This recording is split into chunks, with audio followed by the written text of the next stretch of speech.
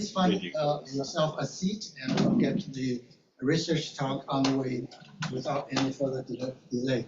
First of all, I would like to thank everyone for taking the time to join this talk. I know it's a very super busy time for everybody, all the scheduled talks, final exams, and other distractions. I'm so glad you are here to join us. My name is Wei Ran. I'm the Associate Dean of Research and Development for the school, and it gave me great pleasure to introduce our distinguished speaker this morning. I know Dr. Lim from different contexts, and we crossed paths probably 20-something years ago when we joined the earliest group to do smartphones and mobile. Okay, so it was a small, intimate group to look at how the mobile phone 2G, okay, no 3G, no smartphone. So we were in the same group, compare notes, share our interest in how to grow the area of mobile communication. Ever since that, everything else has been history.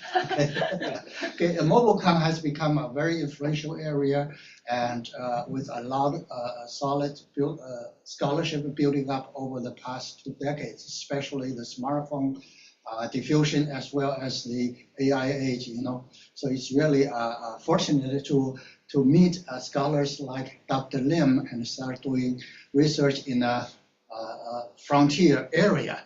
Okay, that's the fun part of being in the academy. Okay, and Dr. Lim's resume is very impressive, and some of them are highlighted in the poster. So I will just say a few words. Otherwise, it will take half of the session. She has been she plays multiple roles and excels in each of them. She has been a successful and very, very effective leader. And she has been the department head of AUS's communication program. And later she was the founding dean of social sciences of Singapore's Technology Design University. And currently she's the vice president of Singapore's Management University in charge of partnerships and engagement. And she also holds an endowed chair position with the Management University. And surprisingly, she also is a politician. She's a member of the Singaporean Parliament. She represents the IT and higher ed, giving a strong voice to educators, scholars concerned about writing issues of digital privacy, regulation, and all kinds of good stuff. So she has been super busy between her administration duties, the political obligations, and her active involvement in academic and social civic lives. And she has been recognized on numerous occasions for excellence in research, in teaching, and in public service. She is the ICA Fellow and a fellow of Singapore's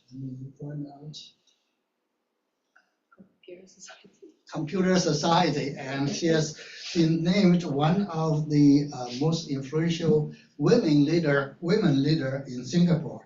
And most importantly, she stays as an active researcher and a scholar. Okay, she has published over 100 journal articles, book chapters, and everything. As I mentioned, her interest more primarily is defined around mobile devices, mobile communication, and children, okay? And how the family deal with a challenge and adapt to the opportunities and afforded by mobile devices and the pressure tension within the family context.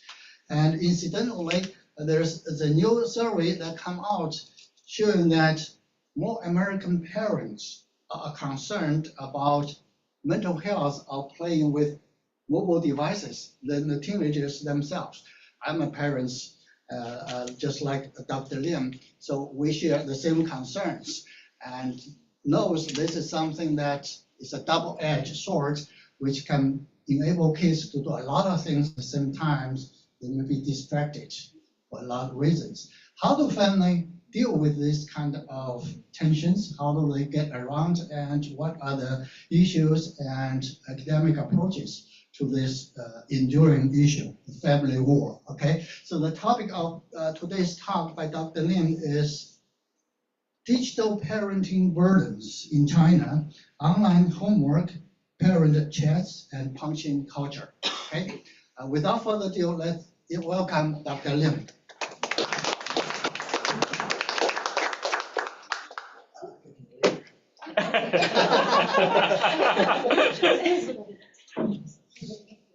Okay, shall we take a picture?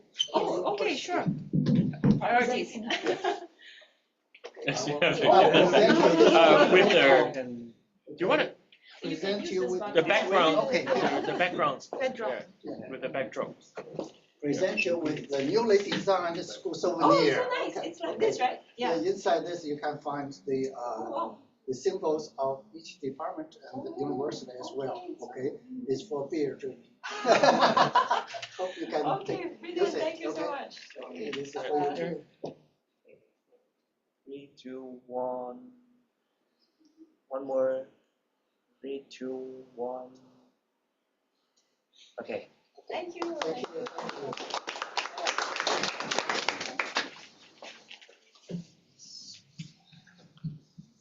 It's okay that I start here, right? Sure. Yes, it's okay. Okay. So, very good afternoon to everyone. I'm so grateful to Prof Wei for his very kind introduction. I must get ChatGPT to summarize my bio a lot more. I want to first express my immense gratitude to all of you for joining us today. I know it's a very busy time of the year. Definitely for us back in Singapore, it's also very busy. So I happened to just casually mention to Prof Wei that I was going to be in Macau for the THE Summit and whether we should catch up. And and then one thing led to another. Very grateful to Ms. Dura for her kind coordination and Prof. Chian George also for coordinating. So I'm so glad that Prof. Wei actually started with that sort of historical backdrop about how we first met talking about mobile communication, because in fact it does help to jolt my memory about some of the thinking that went into the early theorization of mobile communication and its social impact. So I wanted to start by first drawing your attention to this particular photograph. And this isn't a photograph that I took during my fieldwork. It's not a photograph that anyone shared with me. It's actually a photograph by no less than ByteDance, which is the company that manufactured the lamp that you see the mother pointing to. And I'm going to share a little bit about what this lamp is about. So this lamp by ByteDance is their first hardware educational product, which is priced at USD $119. And it's called in Chinese the 大力灯, which I guess could be loosely translated as powerful lamp. And indeed it is quite powerful because you can have your child be sort of tutored remotely by you. If you happen to be at work or overseas, you would tutor your child through the touch screen. And if you're too busy, you can hire an external tutor to remotely tutor your child, again through the touch screen. And the other thing that can also be done is that it's also AI powered. So if the child wanted to recite Chinese poetry, then the AI would be able to make some assessments. And at the same time, there would be sort of like social media alerts of all the other 大力灯 users who will then be apprised as to what the different kids are doing on the lamp. Sorry.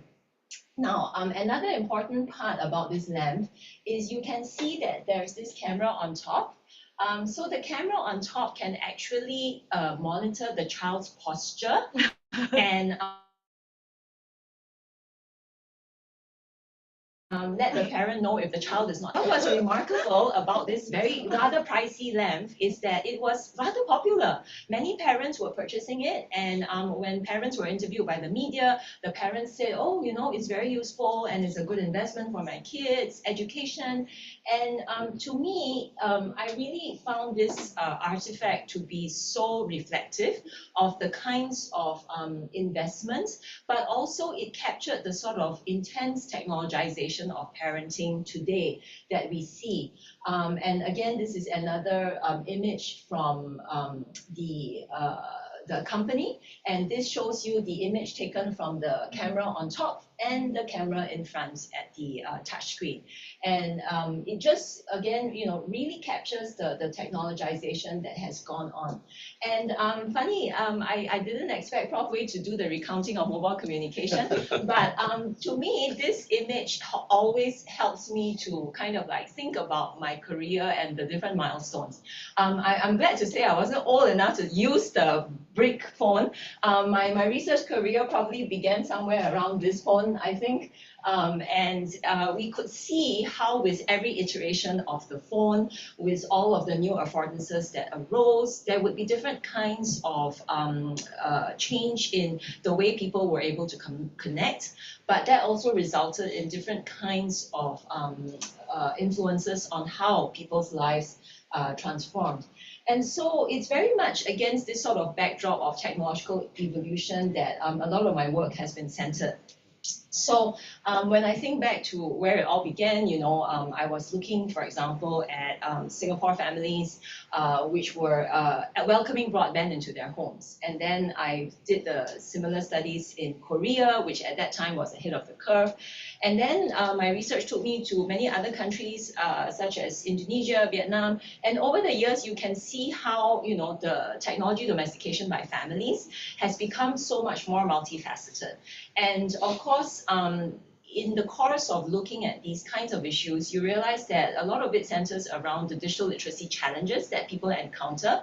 And these very often are the digital literacy challenges that people will take to the workplace. So when I moved from NUS to Singapore University of Technology and Design, which is a boutique technology university with engineers and architects, a lot of the conversation there was really around how technological devices need to be human-centric.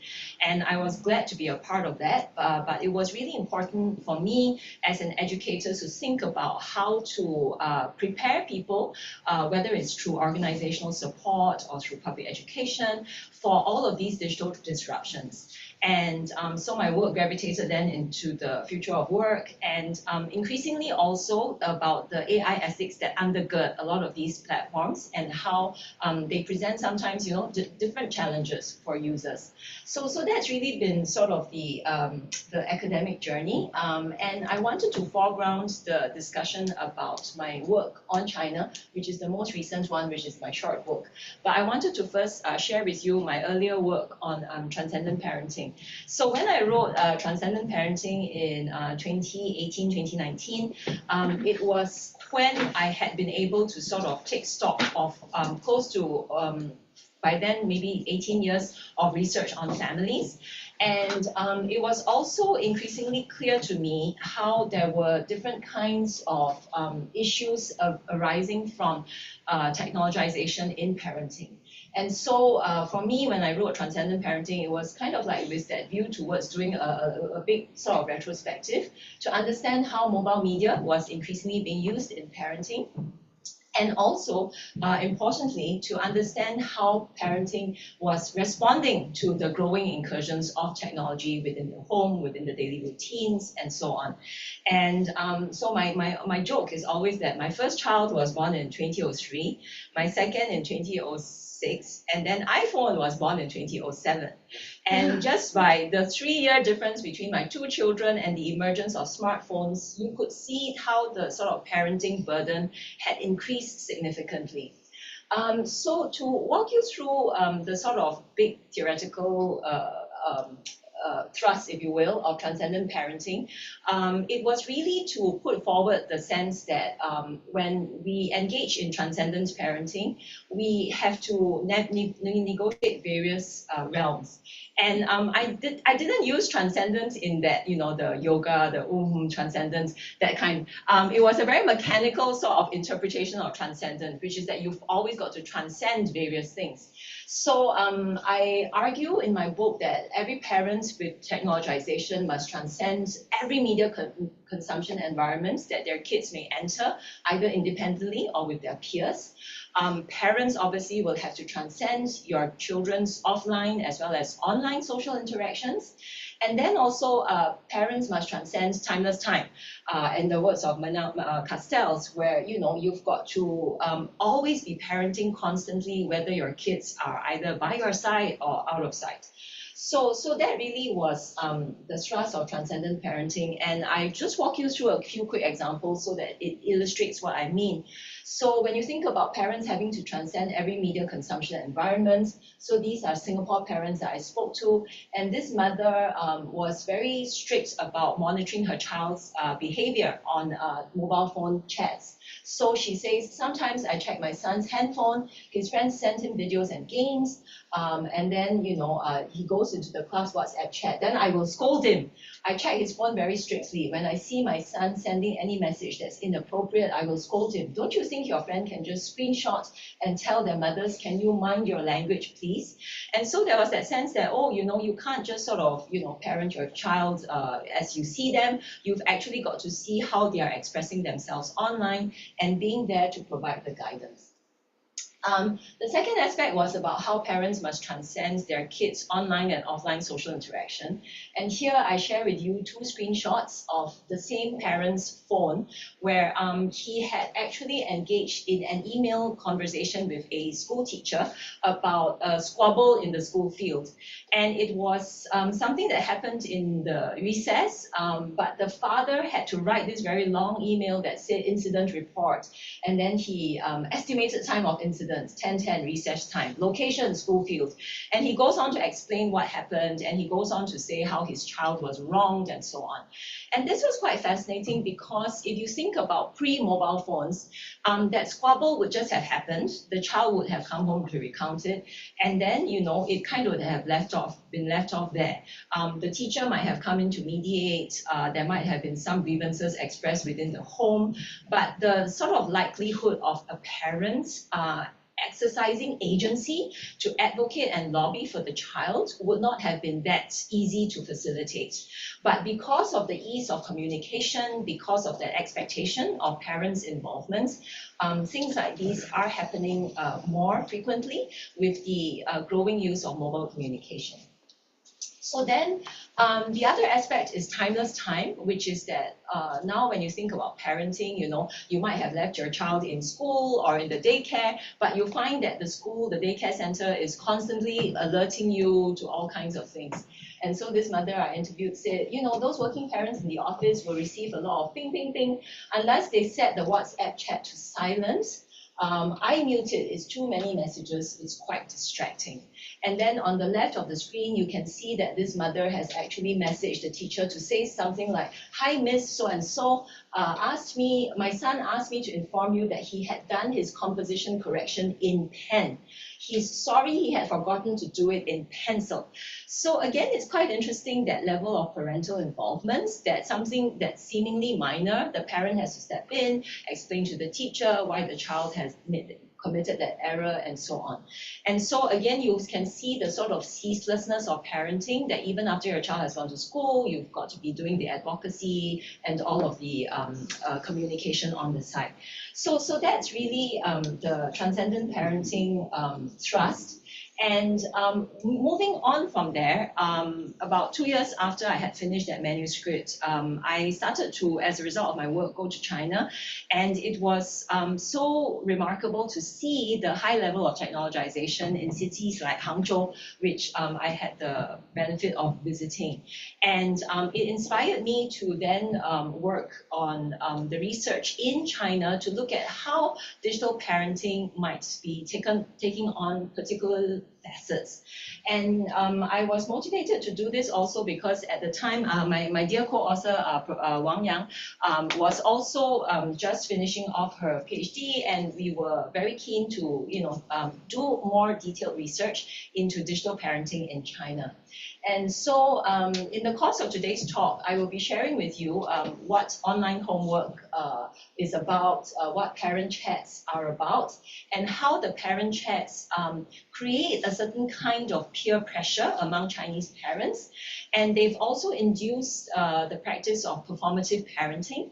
And at the same time, it seems to have triggered a kind of culture that we call punch-in culture, or 打卡文化, as many of you would be familiar.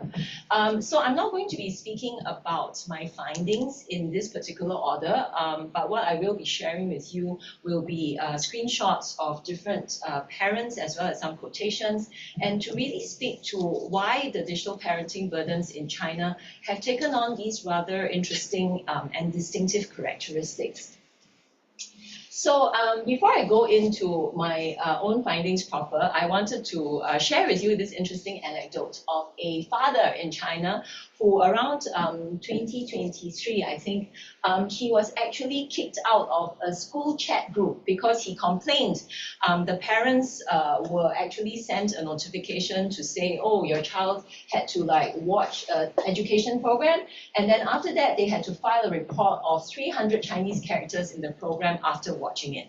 Now, unlike other parents who simply wrote to the teacher to ask for further instructions, this father wrote in the 家长圈, the parent chat, to say, you know, 家长又发功课了, parents have got homework again. And so he grumbled about it, and then after a while, within half an hour, I think, the teacher bumped him off the chat group. And so he was very annoyed with the teacher bumping him off the chat group. And so he went to the school front gate and took a video and recounted the whole incident.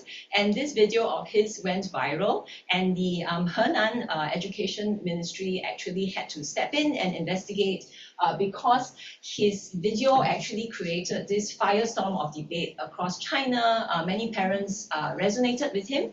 They felt that what he was saying was true, that, you know, even though the parents seem to be doing so much work, and that the teachers seem to be kind of like relentless in giving parents more and more homework.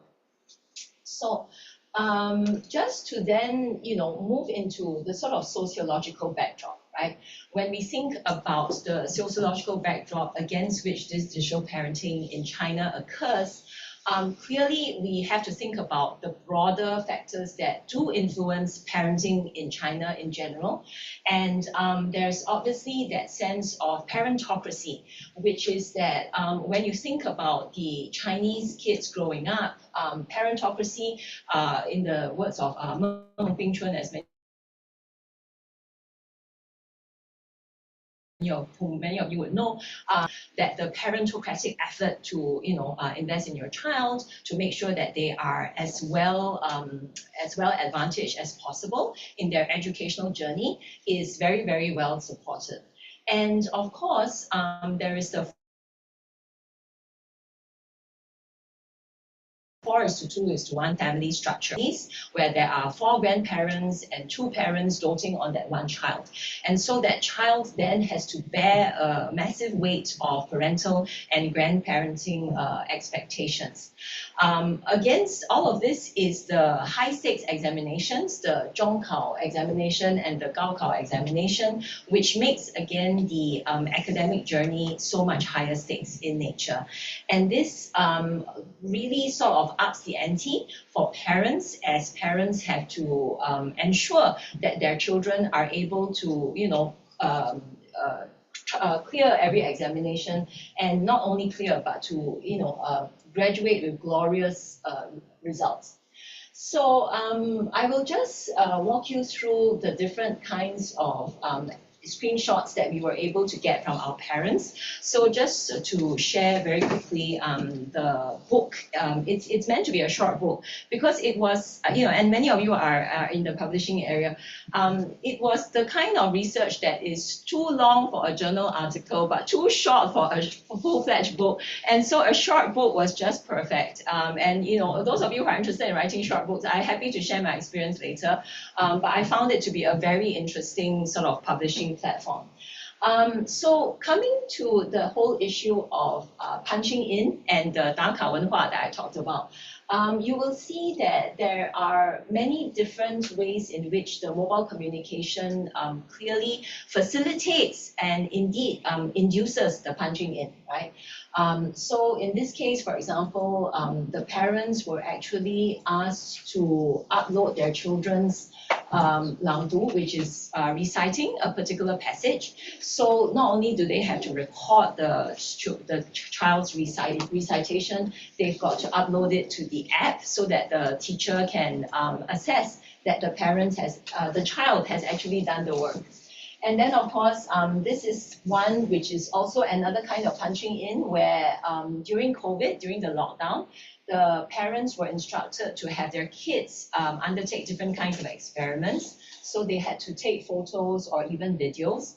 And you can see that this parent has uploaded the photo of the experiment. And then the parent has actually explained how the experiment has gone wrong, and then the teacher has actually given a kind of feedback, and there's some praise here with the thumbs up and all that. And so this is the kind of punching in that parents are supposed to undertake. And then, of course, over the course of COVID, they started to use a lot of the edtech platforms a lot more avidly, and the likes of Ting Talk, for example, was being used. And this one, you can see that it's actually a physical fitness class. So the parents were given instructions that the kids should undertake different forms of physical fitness. And again, they've taken the video. And over here, you can see this word 优秀, which you will see a lot, which is basically good, commendable, right? So the teacher will praise the parents. So not only do they have to get the punch in, they've got to get the praise. And then over here, you can see screenshots of which parents have already done, submitted which work. So this says Yi Wancheng, which is completed. So there's almost like a roll call, and there's a very public level of accountability in terms of parents punching in. I wanted to also share that with the parent chat groups, so there would very often be two parent chat groups. One would be the parent chat with the teacher present, and the other one would be the parent chat without the teacher present. And for the parents-only chat group, there would be parents who had either been volunteered or been assigned to be the teacher's assistant. And so not only would the parents get the reminders from the teachers in the parent-teacher chat, they would then get similar reminders about the same assignment in the parent-only chat from the parent assistants. And so you can see that there's a huge sort of profusion of notifications. And I wanted to draw your attention to the number up here in brackets, 79. And anyone guess what that number refers to? Number of members? Yes, exactly. It's the number of members in the chat. So if you think about everyone having to sort of acknowledge a message and you multiply that by the number of acknowledgements they've got to make, that's a lot of notifications you get in the course of a day because the chat groups are so large. But you can see that there is a lot of punching in for just very basic housekeeping, you know, whether or not you've received a notification, and then there's this announcement, and every parent who receives it then has to say 收到, 收到, 收到, received, received, and it goes on, and then there's also that sort of emotion work involved in terms of having to express gratitude to the teacher, having to be polite. And some parents actually expressed grievances about this because they were saying that, you know, I'm not terribly happy, but everyone has to be polite, so I'm also polite. And so there is that sense of having to suppress how you truly feel and just going with the flow and saying all kinds of, you know, polite, courteous things. And this one is another form of housekeeping, which is that among the parents-only chat, the parents were doing some kind of survey among themselves as to what kind of holiday activity they wanted to engage in order to boost their social interaction. So every parent then has to do what they call a 接龙, which is a chain dragon. You've got to all reply to this, then you've got to add your name to the list, and again, that sort of volume of notifications will just be unleashed by all of these day-to-day punching in for housekeeping. So During COVID, of course, things would get very, very intense simply because parents had to be a very big part of the learning process for the kids. Teachers were, of course, relying very heavily on parents. And when we asked the parents, why is it that the teachers are communicating with you more than with the child? And the parents said, well, that's because we're reliable, right? Whereas with the children, they can't necessarily guarantee that the children will respond, but they know that the parents will. And when we asked some of the parents, why don't you sort of silence the notifications and all that, and they said we can't afford to, because if we silence the notifications, our kids will lose out, and we can't afford for our kids to lose out. And some of the mothers also felt that it was a very important part of keeping their child in the teacher's good graces, so that their children would not be discriminated against by the teacher. And so everyone felt this pressure to just go with the flow. So just to give you a sense of the kinds of punching in that was then required during COVID, you can see that you had to have all these assignments that were done in hard copy that were photographed and then uploaded by the parents. And this is actually the EdTech platform. And it was a good thing that the EdTech platforms emerged, because if in their absence, a lot of these would have been done on more basic like Weixin. And it became so messy to have to go into the Weixin to look for things. But the EdTech platforms actually organized things in a way that made it more convenient for the parents to engage in punching in. So you can then see, the sort of industry response to the kinds of user requirements that had emerged. So you can see that the teacher can, put a sticker to say "use you," again, commendable. And then here also there is more of the DACA notifications. And here more of the reminders that, again, the teachers will use different platforms to undertake. So then, just to delve a little bit deeper into the kinds of pressures and expectations around punching in, it may seem to be just very task-oriented, but actually there was a sort of punishment and reward ecosystem that revolved around the punching in that made the parents feel this very onerous sense of accountability. So if you look at this one, this is where the teacher has used the EdTech platform to actually announce a new piece of homework, right? And then after having announced and shared the homework assignment on the EdTech platform, the same teacher goes into the parent chat to announce and to remind the the parents. And then after that, what the teacher does is that he or she monitors the compliance. So he or she will put up a screenshot of the names of all the parents who have submitted, and then they will remind more, again, how the kids have more work to do.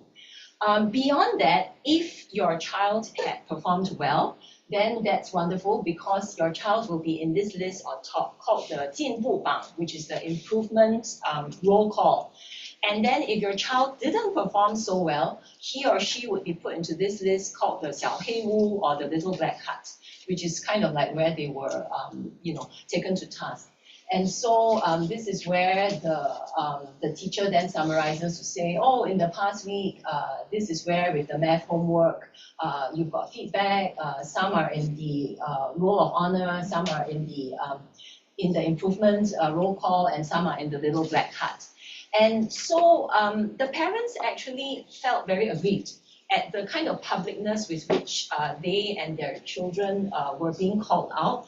But somehow the sort of sense of social norm around this was that it was to be accepted, and it was to be, I guess, subscribed to. So as you can see, with the sort of hyper visibility, the publicness, there is that ability then for parents to be able to perceive which children are doing better, how their children are performing relative to other children. And so the parents then engage in a form of performative parenting. And so let me just read this quote for you. The mother says, "I really can't bear it anymore. I said, why is there so much homework? Other parents agreed with me. Even though the teacher is working hard on the platform, we parents are also exhausted. When the teacher openly criticizes our children, we feel ashamed because it is our problem, and we worry about what our children's poor performance means for their future." So there's that sense that, oh, you're judging me, not just for this task, not just for this assignment, but for my entire role as a parent. And then they say, the teachers often do this. They name and shame the children.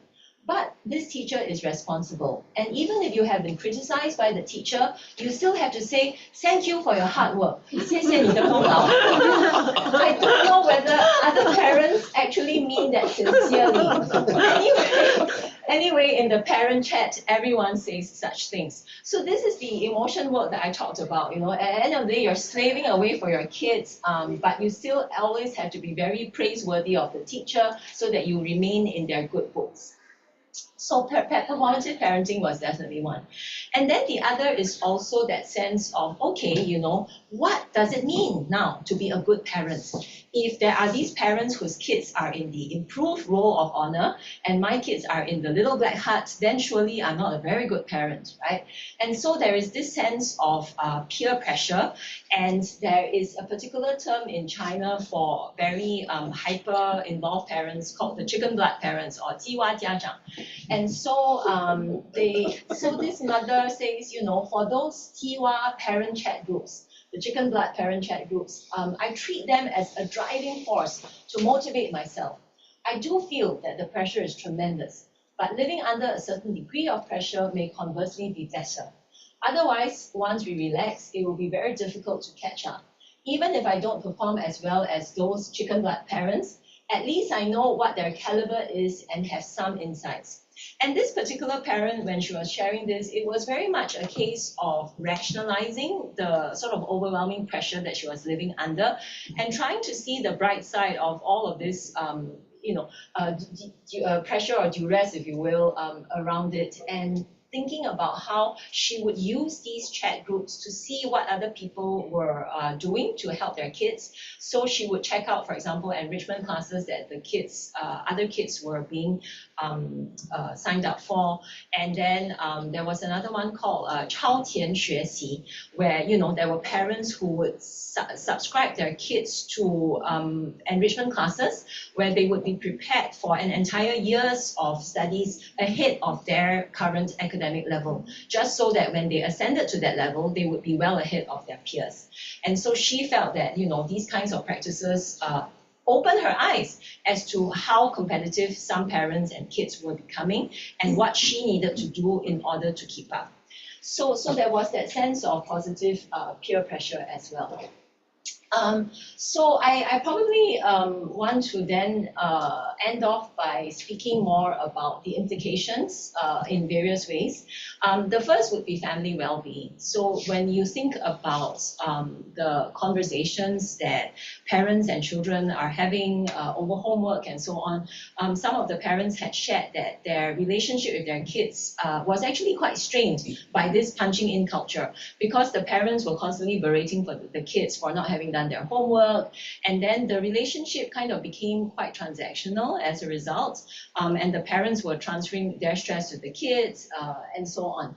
And so there are distinct implications for how happy parents are in the parenting endeavor, which has distinct implications for how many kids parents will go on to have.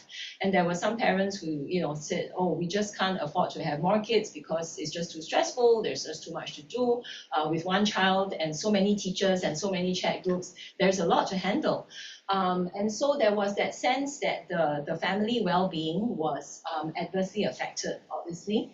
And then, of course, when we think about the norms of ideal parenting, it would seem as if the bar has been raised higher and higher. So among the interviews with the parents, they said, oh, it used to be that as long as you daka, as long as you punch in, you're good, right? But now it's who is the first to punch in, who submits the best homework, and that sort of norm around ideal parenting has become raised.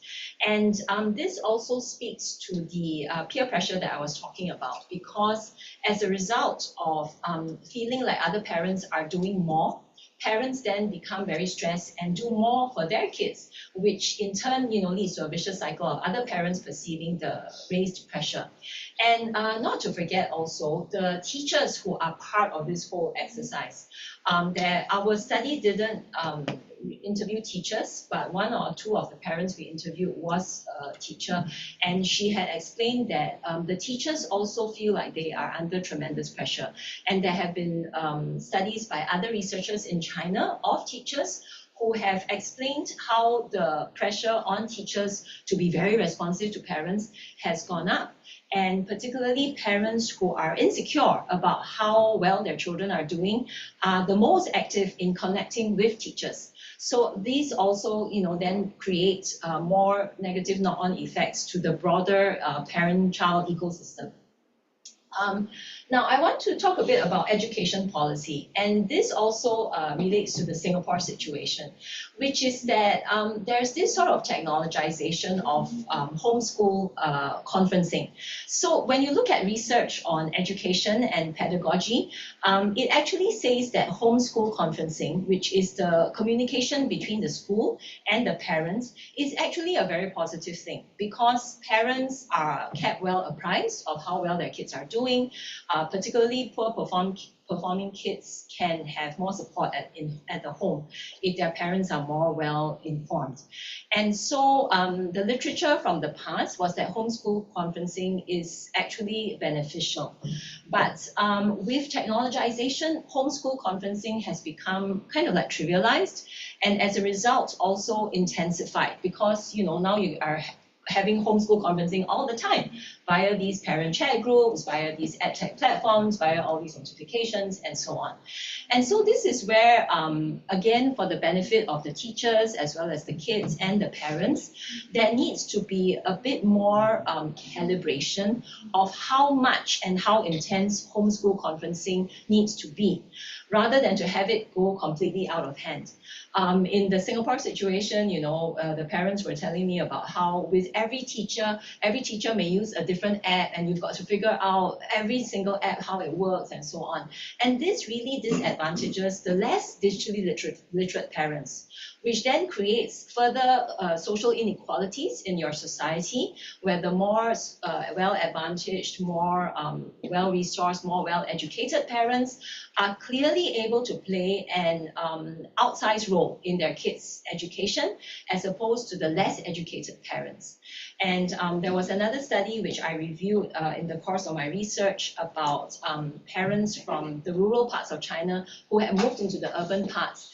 And within the parent chat group, the teacher actually kind of like diminished the contribution of the rural parents, because the teacher was wanting to keep up the standard of contributions of parents. And so had privately written to the parent who had come from the rural area that, you can just share your ideas with me, you don't have to share it in the public chat. And so there are all of these different kinds of subtle discriminations that are occurring as a result of the publicness. The other thing I wanted to say about education policy is also the gender dimension, which is that when we conduct our interviews, we would usually invite either father or mother to participate. Most of the time it was mothers. And the schools also find that most of the time it is the mothers who are the most responsive. And similarly in Singapore, when they send out notifications, they tend to send it out to one parent, and it is more often the mother than the father. And so this actually genders the parenting burden again. It reinforces the fact that parenting is only the mother's job, and that there needs to be greater inclusivity in terms of involving fathers in the parenting endeavor, so that the parenting labors are not disproportionately shouldered by just the mother alone. The other thing I wanted to say about education policy also is that a lot of schools I think, have not considered how these parent chats have become, exploded, have a life unto their own. And there are no sort of codes of conduct, no codes of civility around how these chats should be used. And I think even by the teachers, for example, the over-reliance on these chats, the over-reliance on these notifications, it creates a lot of unnecessary pressure for everyone. And there needs to be a greater sense of norms around what are considered healthy, positive norms for the use of such notifications. And schools can actually be a lot more proactive and a lot more concerted in reminding parents and teachers to use these platforms with a greater sense of care and civility. Finally, implications for platform design. When we look at those platforms, it's very much all or nothing. It's either you're in there or you're not in there. But if you're in there, everyone can see everything about you and your child. And so that sort of sense of privacy is virtually non-existent, and it has tremendous negative implications clearly for those kids who are named in the little black hut versus the other kids, right? And different kinds of ways of punishment and reward. I think to have them so hyper public is highly problematic. And this is where I think in terms of platform design, there needs to be greater consultation by designers. There needs to be greater consultation by designers, not just of parents and kids, but also of teachers, right? Because teachers would need to, explain and articulate why it is that they want to have certain levels of accountability. But how can we moderate the forms of accountability? How can we give greater agency to the users so that they are better able to calibrate how public their online existence is? So I think this is the book, QR Code. It's actually a open access book. So if you wanted to read it in all of its totality, you can just download the book access it through the QR code.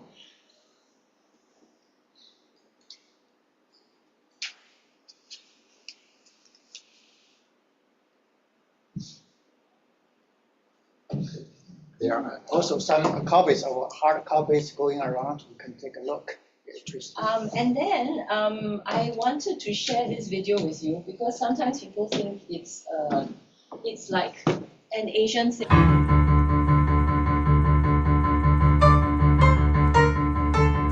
Oh shit, this is it. I'm in a parents' WhatsApp group. My life was going fine, I was spending all my time in a parents' WhatsApp group. It starts off really well, we're all happy and excited. Then you hear about a party and your kid wasn't invited in a parents' WhatsApp group. You can put that shit on mute, but you can never escape. Someone makes a comment, no one has replied. Do a laugh emoji so they don't feel dead inside. Then someone has a question and now the bubbles burst. Cause 20 parents know the answer, gotta get in first in a parents' WhatsApp group. Yeah, you might have things to do, but you can't look away. Do the kids wear their bathers underneath their clothes? What time does the bus arrive? Nobody knows. Can you tell my kid I'm late? Can you tell my kid I'm here? Who gave my kid COVID? I got no idea in the parents' WhatsApp group. Oh shit, someone has deleted a comment. Someone has deleted a comment. Someone has deleted a comment. Call your wife and find out if she saw what had been written before. Someone has deleted a comment. Oh fuck, just my luck.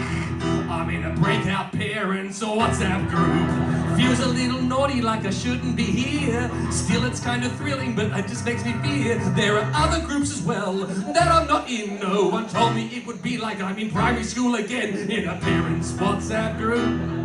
It's hard to keep on top of the information flowing in a parents' WhatsApp group. It's just 3% of parents keeping conversations going in a parents' WhatsApp group.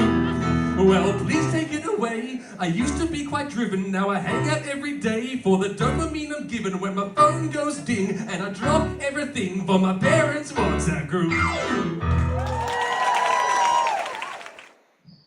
Yes, so I wanted to share that video because whenever I present, the research on Singapore or China, people say, oh, is that like an Asian thing, No, it is not.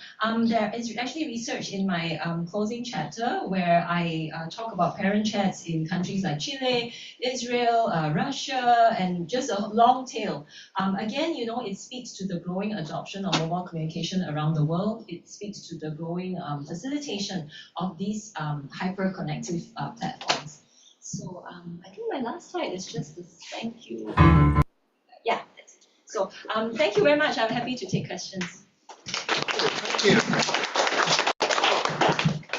Okay, we have some time for questions and follow-up conversations. I would like to say life was much simpler. When I was a kid, if I was in trouble, the teacher will call my parents by word of mouth. Okay, today we can appreciate the deep meaning of domesticating technology in our personal family lives. Okay, I do appreciate the kind of sophistication and meaning reading of the interactions, tensions, reflecting larger issues like what's your role, what's your expectation, how to interact, how do you, in a public platform, play your role in the family as well as the role for the parents, others. Okay, I would like to welcome any questions from the.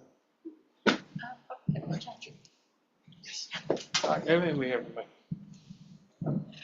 Thank you for the interesting presentation. I have a question about the type of schools that of this kind of parenting. Are there difference between the local schools and international schools in China? So most of our kids were from local elementary schools.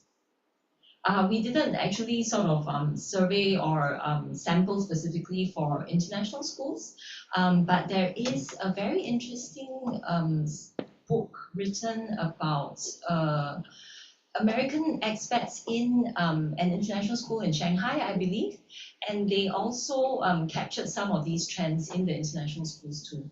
But I'm afraid we didn't, interview equal numbers of kids from different types of schools.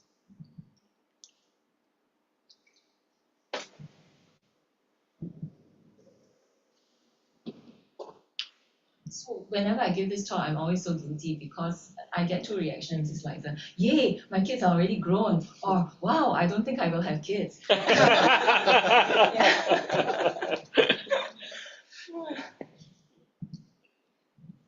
Maybe a follow-up question Sure. to Kara's question.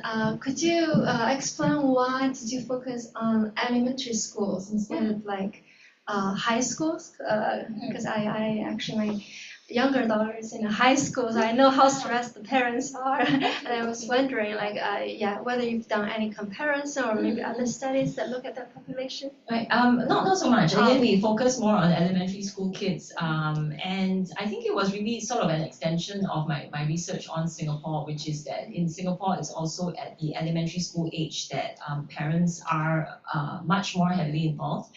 And but that particular sort of school age group is interesting to study because these are their formative years, and it sort of sets their expectation as well as molds them for their subsequent academic journey. So the ones that we did study in China were primarily from elementary schools.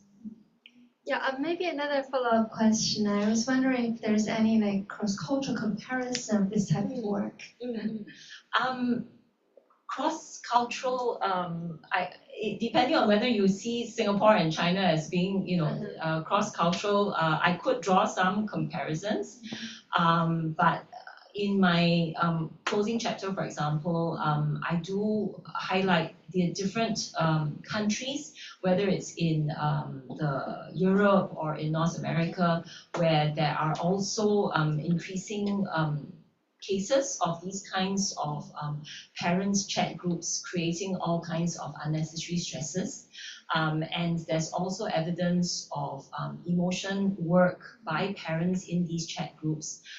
There's also, interestingly, from an Australian study, situations where parents will actually use the chat groups to mobilize and and appeal against the school to say remove certain teachers or to mount certain campaigns against certain aspects of the school policy that they see as unfavorable.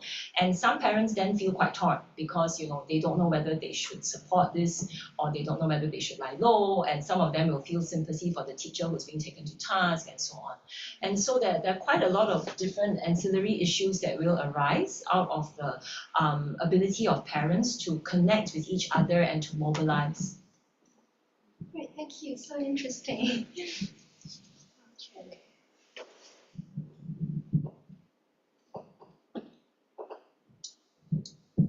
Thanks, Ansan. So I gather from the presentation that most of this impetus is very instrumentally driven, that teachers see this as a kind of a very useful tool to make sure that everybody's pulling their weight, parents are performing their responsibilities and therefore sort of lowering the burden on teachers themselves, right? Chase their kids to make sure that homework is done and so on.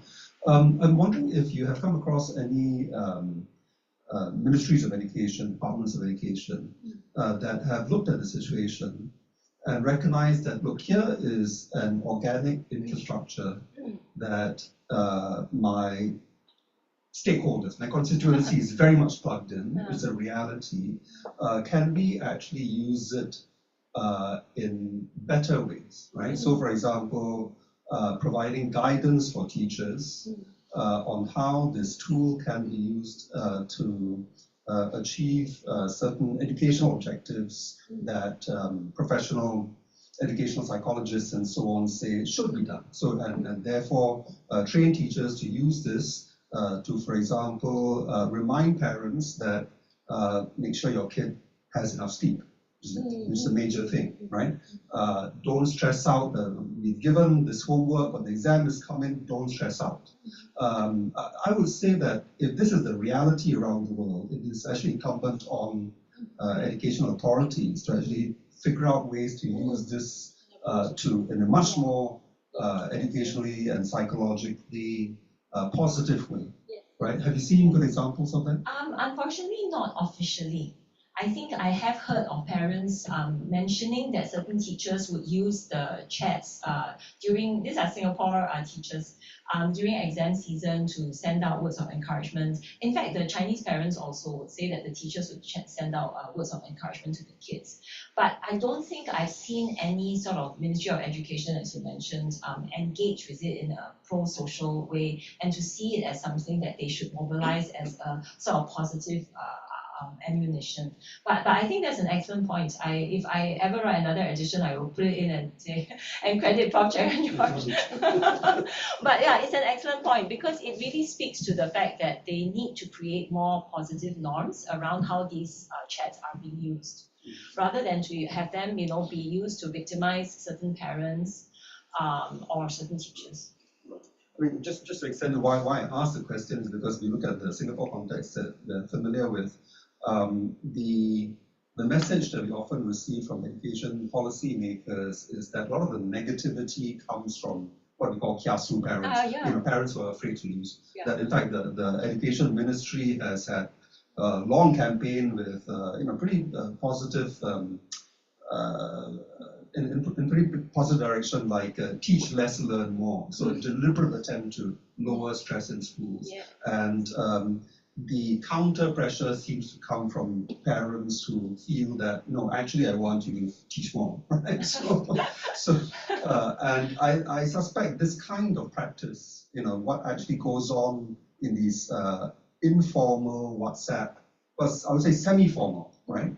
WhatsApp networks deserves more attention because on the one hand, if the formal messaging, official messaging from the ministry is at one level, and I would say largely going the right direction.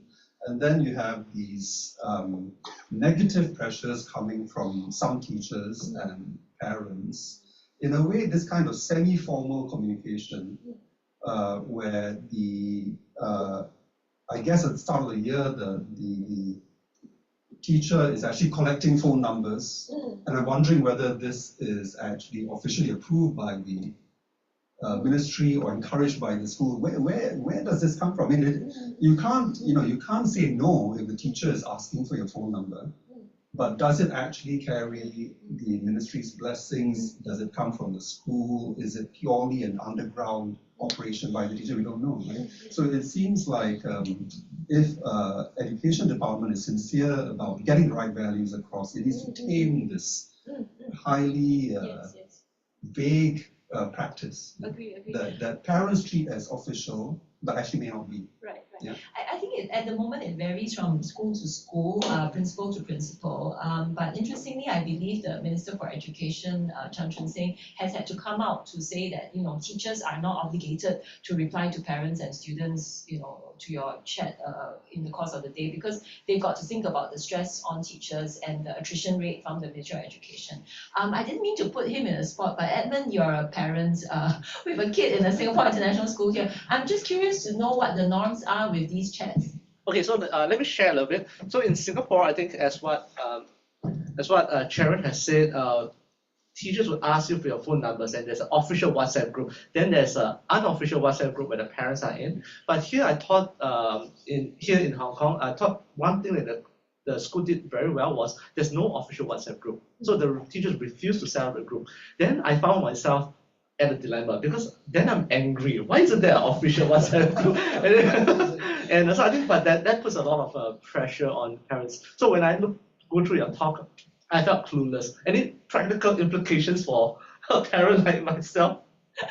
Practical implications? Yeah, like what can parents do? Because I see that there's so much stress. Yes. And I think especially, for this, being here in Hong Kong for 8 months, I realized that there's this, in a lot of mainland Chinese students, there's this concept of 985-211, 985-211.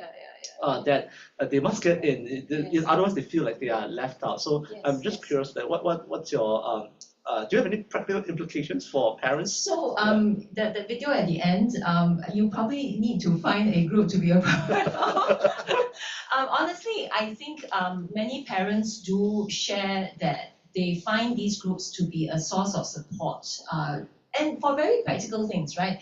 Like tomorrow is a special school event, your kid is supposed to come in a special costume, or what is the things here, the spelling list for this week, and there will be just that network to chime in when you need that support. So on a day-to-day basis, I think the sort of trickle of requests and all that will actually kind of keep the group going, and it keeps that nature of reciprocity going as well. So it's probably healthy for you to identify a few parents whom you're already communicating with in person, and exchange numbers and ask if there is interest to have a chat group, just to maybe be able to offer each other some solidarity. Sure. Okay, thank you. All right, I have probably the last question before we break for lunch. Methodologically, could you share your experience in doing this sort of field work in the domain of family and private context, especially the sharing of screenshots, talking about their private feelings about being angry or being, supported. Those are very intimate feelings within a small group of number. What's the challenge and what's your experience in getting around this kind of, ethical issues in field work? Thank you. Thank you. So I think we were obviously very careful with the ethical review application to say that we would anonymize the images of the screenshots that we would take. In terms of getting the parents to speak to us openly, you'll be amazed. They are very keen to unload their grievances around this issue. So they're quite open. I have to say that one tranche of interviews was actually done in person in Hangzhou. And then after that, COVID came. So the rest of the interviews were actually done online. And in a way, I think the online interviews also give them a certain level of comfort. And I guess also during COVID, there was that sense of, being able to communicate and chat with someone. So we didn't find that to be so difficult. I think I've probably done more difficult interviews before, like when I was interviewing like juvenile offenders.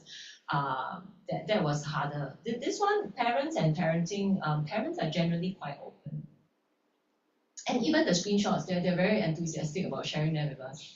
They'll be like, oh, you see, you know. Great. Let's thank Dr. Lim one more time for her wonderful insight. And let's continue this conversation during our lunch hour. And those who have signed up, please go with Matura. She will take you there. Sorry about the late scheduled lunch, but lunch is ready. We'll see you there.